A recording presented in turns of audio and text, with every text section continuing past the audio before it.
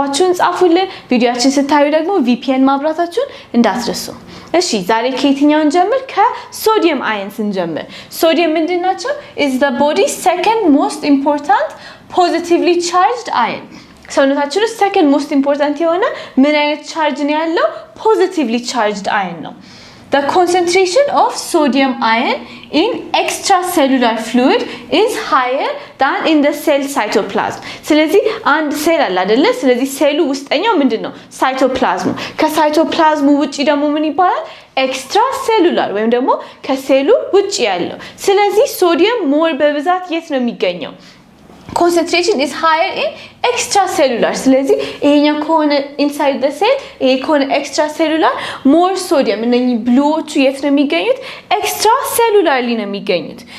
እና positively charged ደግሞ ስለሆነ ምንድነው እሱ cation ነው ስለዚህ it's an extracellular cation that is common in body fluids የተለያየ body fluid ውስጥ extracellularly positively charged ወይም cation እንዴት ነበር ያዝነው T ያለው positively charged እንደሆነ ነበር ያዝነው ባለፈው ቪዲዮ ላይ but it's present in lower concentration within the cell ሴል ውስጥ ግን አሁን ብሉን ዩት more extracellular ነው እንጂ ያለው intracellularም አለው ግን amount more የት ይበዛል extracellularly ይበዛል አሁን ከዚህ በፊትም ሌላ ኤግዛምፕል ላይ ሌላ ቪዲዮ ላይ ሜንሽን አድርገናል ግን ሶዲየም ካልሲየም የተለያዩ አዮኖች አንዱ ኤክስትራሴሉላር አንዱ ኢንትራሴሉላር የትኛው ውስጥ እንደሆነ ድንገት ግራ ከገባችሁ እኔ ድሮ ሳጠና እንደዚህ ነበር ያስኩት ኤክስትራሴሉላርን እንደ ውጭ ሀገር ብዬ ያስኩት ከዛ አሁን ከኢትዮጵያ ውጭ ሀገር ምን እናቃለን ካናዳ አይደለ እዚህ ምን ብዬ ያስኩት ሲ ካናዳ ሲጻፍ CANADA ነው አይደለ ስለዚህ CA ካልሲየም አልኩት NA ሶዲየም አልኩት ስለዚህ ካናዳ ውጭ ሀገር ነው አይደለ ስለዚህ ካልሲየም ሞር የት ነው የሚገኘው ኤክስትራሴሉላር ሶዲየም Na የት ነው የሚገኘው ኤክስትራሴሉላር ከዛ በኋላ ሌላኛው የክሎራይድ ቪዲዮ ላይ ደግሞ ምን ብለናል ሶዲየም እና ክሎራይድ ልክ እንደ ቴብል ሶልት የገበታ ጨው ሶዲየም ክሎራይድ አይደለ ሶዲየም እና ክሎራይድ ሁሌ አብሮ ነው የሚንቀሳቀሱት ስለዚህ ካናዳ አለን ካልሲየም ውጪ ነው ሶዲየም ውጪ ነው ሶዲየም ደግሞ ሁሌ ከማጋ ነው ከክሎራይድ ጋር ነው ስለዚህ ክሎራይድም ኤክስትራሴሉላር anion negatively charged ስለሆነ anion ብላችሁ መያስቻላችሁ ስለዚህ ሶዲየም የት ነው ሞር የሚገኘው extracellular የሚገኝ positively charged cation ነው ማለት ነው እሺ sodium is a critical nutrient that must be consumed in order for the human body to function normally ስለዚህ ሰውነታችን normally function እንዲያደርግ ሶዲየም በጣም የሚያስፈልግ ion ነው ማለት ነው The average person's salt need is between 3 to 6 grams per day. ለካውን ቁርስ ምሳ እራትም ውስጥም በአብዛኛው ምግብ ውስጥ ጨው ይገባል አይደለ ስለዚህ በግራም ነው usually የሚለካው ራሱ daily intake የሚያስፈልገን ከፍ ያለ ስለሆነ በጣምም ደግሞ ማለፍ የለብንም ግን almost every meal ውስጥ የምናስገባው ነገር ነው It's commonly consumed in the form of common salt found in our food ስለዚህ ጥሬ ጨው ደቃቅ ጨው ብለን እንደምናስገባው ሶዲየም ክሎራይድን ሶዲየም ከየት እናገኛለን ዴይሊ ምግባችን ውስጥ ከምናስገባው ጨው የምናገኘው ነው ማለት ነው እሺ the average daily sodium intake exceeds the body's requirement አንዳንዴ ግን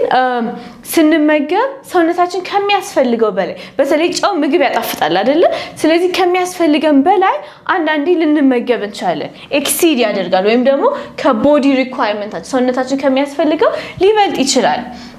Most people consume more sodium than needed ከሚያስፈልጋቸው need ከሚያደርጉት በላይ consume ያደርጋሉ ይሄ ደግሞ it's leading to potential health risk ለምን ይመራል ለጤና ችግሮች ያመጣል ማለት ነው excess salt መመገብ ለምሳሌ በተለይ processed food እንደዚህ ቺፕሶች ታሽገው የሚሸጡ ምግቦች ምናምን በጣም ጨውነት አላቸው አይደለ እነሱ ውስጥም በብዛት እናገኛለን ከምንመገው naturally የምንመገባቸው ምግባችን ራሳቸው ሶዲየም ይኖራቸዋል ስንመገብ ምግቡ ሲሰራ ምን ጨምረዋል ስንበላው እንዲጣፍጠን ብለን ምን ጨምረዋል ከዛ እንዳለ ሶዲየም ኢንቴካችን ከሚያስፈልገው በላይ ሊሆን ይችላል ማለት ነው እሺ እንደዛ ከሆነ ደግሞ ምን ያደርጋል ሰውነታችን ብለድ ፕሬሸራችን አሁን ሶልት እንዴት ነው ሶዲየም ሲቀመጥ ምን ያደርጋል አብሮት ውሃ ይዛል አይደለ ውሃም ወደ ራሱ ይስባል ስለዚህ ይሄኛው ከሆነ ደም ስራችን ምን ይሆናል ሶዲየም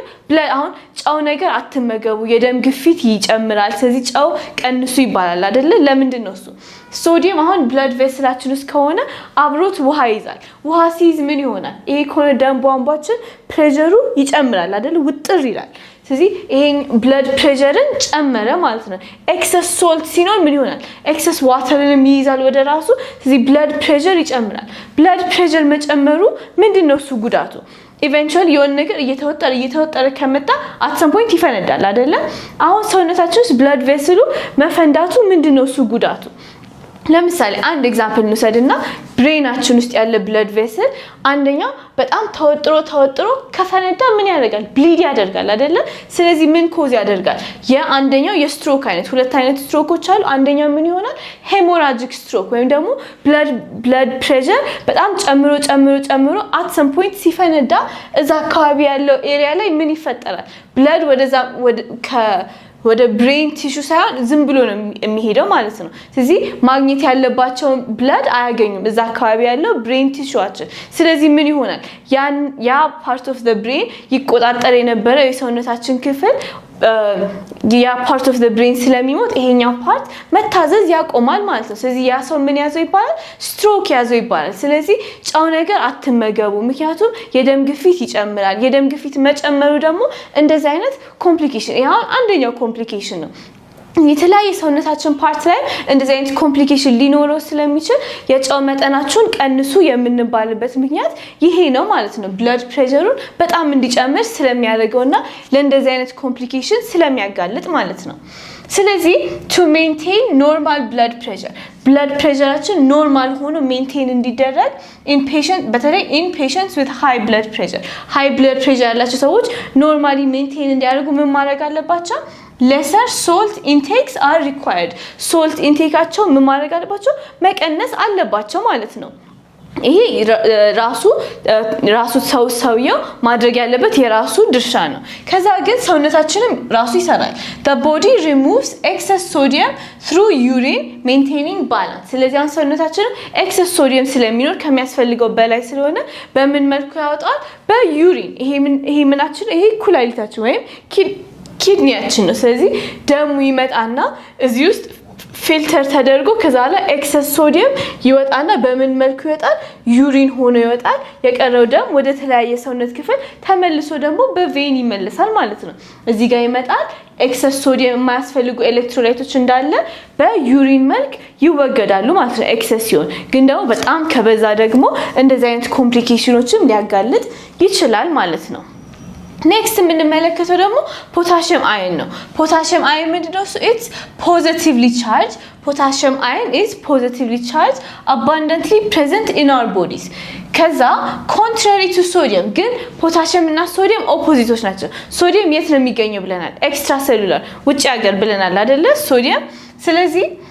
potassium are the major intracellular cations cation positively charged T ያላቸው positive ሆኖ ግን የት ነው የሚገኙት intracellular potassiumዎች intracellular cations ናቸው being in higher concentration within the cytoplasm of the cell ስለዚህ cell cytoplasm ውስጥ ልክ ነው ፐርፕሎቹ የምትመለከቱት potassium major intracellular cation ነው sodium extracellular cation ነው ማለት ነው ስለዚህ የሶዲየም ተቃራኒ ናቸው የሚገኙበት ቦታ potassium ከየት እናገኛለን potassium ions must be taken in daily diet an average human being must intake 3 to 4 grams of potassium daily potassium it's a macronutrient ብለናል አይደለ more በዛ ያለ amount ነው የሚያስፈልገን ማለት ነው 3 to 4 grams daily intake ያስፈልጋል ምን ውስጥ እናገኛለን it's abundantly present በብዛት የምናገኘው ፍሩት በተለይ ባናና ሰው አንዳንዴ ፖታሺየም ወርዷል ሲባል ሐኪም ቤት ምን እንደሚባለው ሙዝ በደንብ ይመገብ ይባላል አይደለ ሙዝ በጣም ሃይ ኢን ፖታሺየም የሆነ ነው ሌላስ ከፍሩት ምን ውስጥ እናገኛለን ሙዝ ብርቱካን ከቬጅቴብል ደግሞ ድንች ውስጥ in high amount እናገኛለን ፖታሺየምን ከዛ ደግሞ ከስጋ ሶርስ ደግሞ ከቺክን ወይም ደግሞ ከዶሮ ከጉበትም ደግሞ ከስጋ ሶርስ ሃይ ኢን ፖታሺየም የሆኑት ደግሞ እነኚህ ናቸው ማለት ነው በተለይ ሙዝ it's very high in potassium. Potassium is one of the body's electrolytes that carries an electric charge when dissolved in body fluids such as blood. Electric charge አለውና ይሄ charged መሆኑ የተለያዩ muscle nerve function ላይ ይጠቅማል Most of the body's potassium is located inside the cells when intracellular ቅድም ያልነው ማለት ነው Potassium is necessary for normal functioning of cells, nerves, muscle. ሴሎች ነርቮች ማስሎች ኖርማሊ ፋንክሽን እንዲያደርጉ ፖታሺየም በጣም ኢምፖርታንት ነው ይሄን እዚህ ጋር የምትመለከቱት ሴል ሜምብሬን ላይ ያለው ኢንተራክሽን ስለዚህ Potassium intracellular ነው ሶዲየም extracellular ነው እነኚህ በቻነሎች ውስጥ እያለፉ ምን ይሰራሉ አሁን ይሄ ምንድነው መሰላችሁ አንድ ነርቭ ሴል ነው ነርቭ ሴል ውስጥ ኢምፐልስ ይሄዳል አይደለ ይሄ እንዲያውም ቀስ ብሎ ያየነው ነው ግን በጣም በፍጥነት ነው ነርቭ ኢምፐልሶች የሚንቀሳቀሱት አሁን ሰውነቴ እጂን እንዳነሳ ሜሴጅ የላከበት ፍጥነት በነርቭ ኢምፐልስ በእንደዚህ ነው የሚሄደው ስለዚህ አሁን ይሄ ሜሴጅ እንዴት ነው ሲተላለፈው ብለን ስንመለከት ይሄኛው ሞር ስሎ ሆኖ ሲታይ ማለት ነው እቺ ኢምፐልሳ እየሄደች ያለችው በምንድነው እሱ እነኚህ የተለያዩ አይኖች ይገባሉ አንዳንድ አይኖች ይወጣሉ በእንደዚህ አይነት ፕሮሰስ በዚህ ቻነል ውስጥ አይኖች ሲገቡና ሲወጡ ይሄንን ግን በጣም በፍጥነት ብላችሁ አስቡትና በዛ መልክ ነው ሜሴጅ የሚተላለፈው ማለት ነው ለማስል ኮንትራክሽን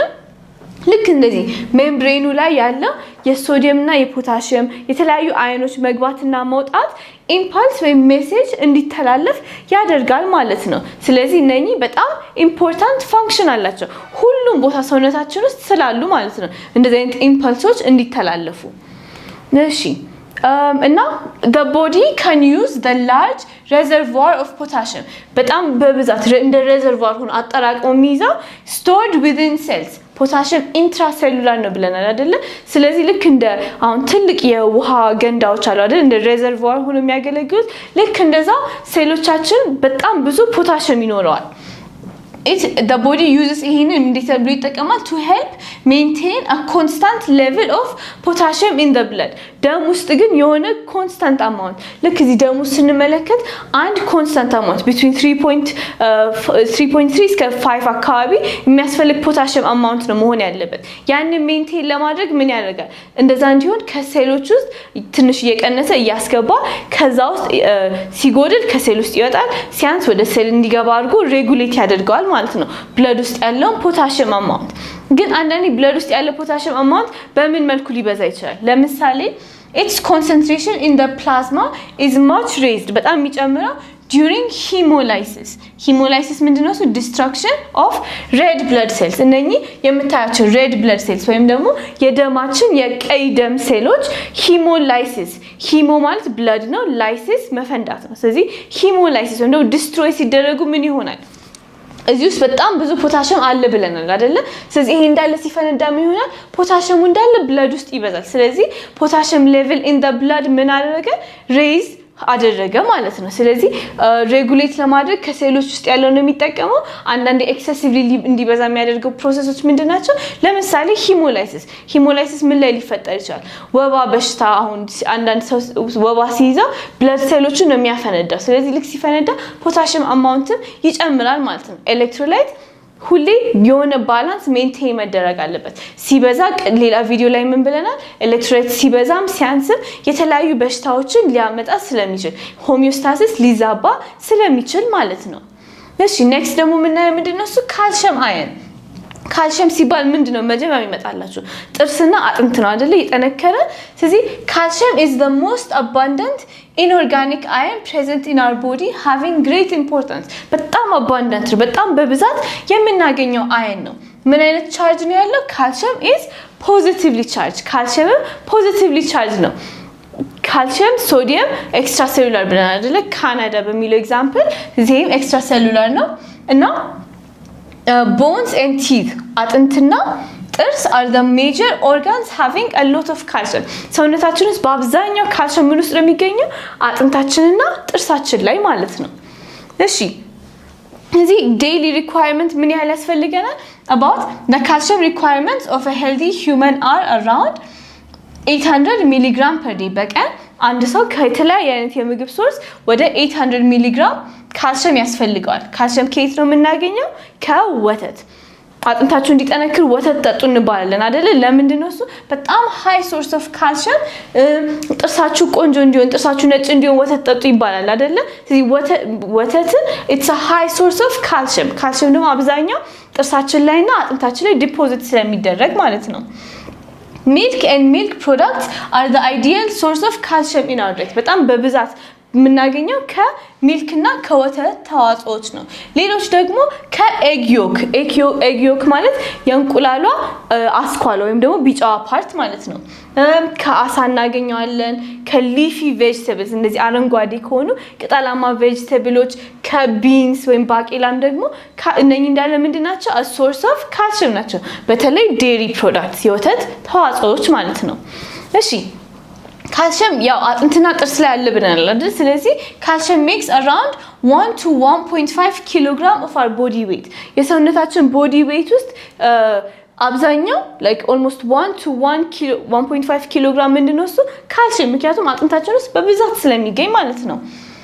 Although 99% of calcium is present in bones and teeth. አብዛኛው 99% of የሰውነታችን ካልሲየም የቱ ጋር ነው ተቀምጠው የሚገኘው ብለን ብንጠይቅ ምን ውስጥ ነው? አጥንትና ጥርሳችን ውስጥ ነው 99%። የቀረችው 1% is around 1% of calcium is in the cytoplasm of other cells and extracellular fluid. የቀረችው ደግሞ ምን ውስጥ ነው የምትገኘው? ኤክስትራሴሉላር ፍሉይድ እና ሳይቶፕላዝም ውስጥ የምትገኘው ማለት ነው። ስለዚህ አብዛኛው 99% ምን ውስጥ ነው? ቦንስ ኤንድ ቲዝ። የቀረው ደግሞ ሳይቶፕላዝም ውስጥ ከሴል ውጪ ኢንትራሴሉላር ፍሉይድ ውስጥ እናገኘዋለን። ካልሲየም ኮንሰንትሬሽን ኢን ዘ ፕላዝማ ደግሞ ስንት አካባቢ ነው? between 9 to 11 ሚሊግራም per deciliter ፕላዝማ ውስጥ ከደማችን ወስደን ብንለካ ያን ያህል ቁጥር ነው የምናገኘው ማለት ነው። ስለዚህ በዚህኛው ቪዲዮ ደግሞ ስንት አዮኖችን ከቨር አድርገናል? 3 አዮኖችን ከቨር አድርገን የቀሩትን ደግሞ በሌላ ቪዲዮ እናያለን። አብረን እንማራለን ማለት ነው።